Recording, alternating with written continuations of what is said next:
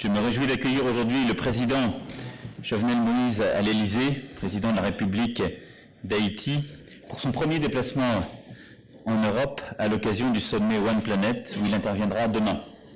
Je veux dire combien il est le bienvenu et combien je suis très heureux d'avoir eu l'occasion d'échanger avec lui les sujets internationaux que nous avons en commun comme les sujets bilatéraux. Et je pense qu'il était extrêmement important que le président puisse être présent à ce sommet et intervenir tant son pays a pu lui-même connaître dans sa chair les conséquences du réchauffement climatique et des dérèglements climatiques que la région a pu avoir à subir. Ce premier entretien nous a permis de saluer la qualité des relations franco-haïtiennes et d'exprimer notre volonté commune d'œuvrer en faveur du changement indispensable au redressement de son pays et à l'amélioration des conditions de vie de sa population. Je veux ici saluer le travail très important qui est conduit par le président pour la lutte contre la corruption, le renforcement de l'état de droit et lui dire tout le soutien de la France dans ce contexte.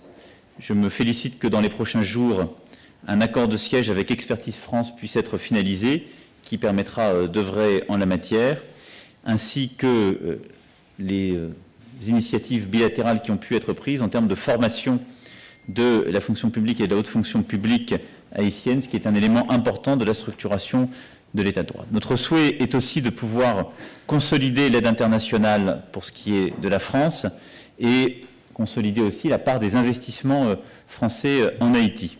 Haïti fait partie des pays prioritaires de notre coopération et nous nous accordons une grande importance à la relation bilatérale dans ce cadre.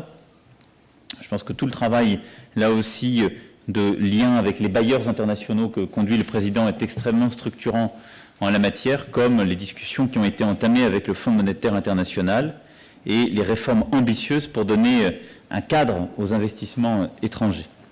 La France, par le truchement de l'Agence française de développement, s'est concentrée sur 3 secteurs prioritaires: l'éducation, la bonne gouvernance et la lutte contre les effets du changement climatique. En matière d'éducation, le plan d'action établi en 2015 sera intégralement exécuté, avec 50 millions d'euros annoncés. Et en matière de changement climatique, le travail conduit depuis 2 ans a permis d'aboutir au Fonds vert, justement un projet d'adaptation et de gestion des bassins versants pour 30 millions de dollars. Et Haïti pourrait devenir à ce titre l'un des premiers, si ce n'est le premier pays, à obtenir un projet d'adaptation dans le cadre de ce fonds vert. Nous sommes convenus d'accélérer en la matière le travail pour, en termes de travaux publics, en termes d'électrification, accélérer la coopération bilatérale qui permettra là aussi d'arriver à la réalisation de projets concrets. Enfin, je souhaite que nous puissions également intensifier notre relation dans le cadre de la coopération régionale et de la CARICOM dont Haïti va exercer la présidence à compter du 1er janvier prochain. Comme vous le savez, nous avons plusieurs territoires qui sont candidats et ont entamé des négociations en vue d'adhérer à l'organisation en tant que membres associés.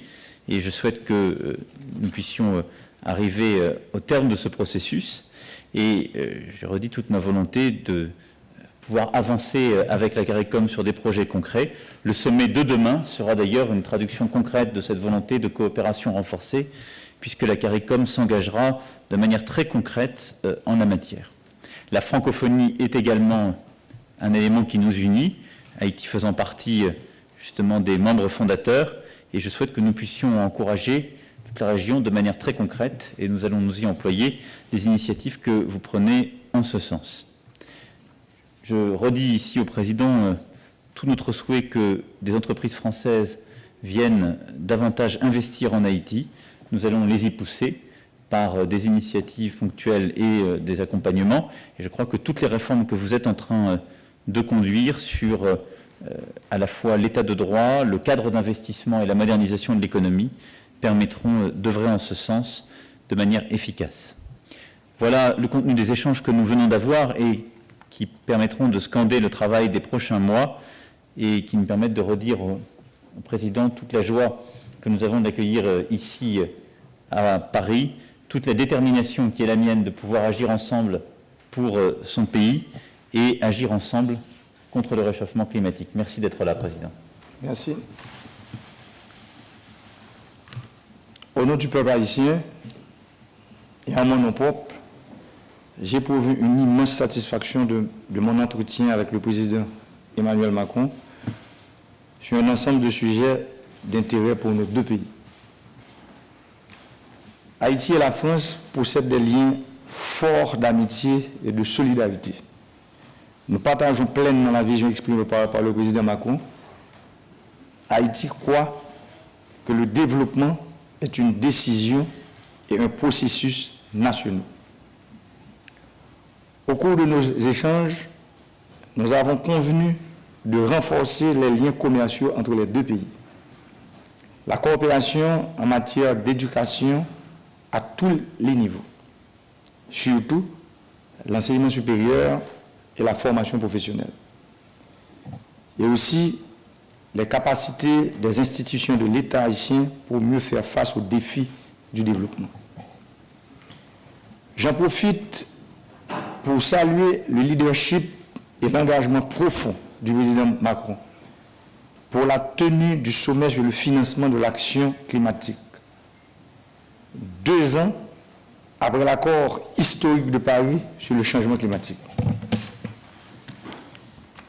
Haïti soutient fortement cette initiative et entend, au cours de sa présidence tournante de la CARICOM de janvier à juin 2018, œuvrer pour l'adoption de mécanismes sous-régionaux pour permettre aux États insulaires de mieux adapter leur économie et leur environnement aux effets du changement climatique. Vous pouvez compter sur nous.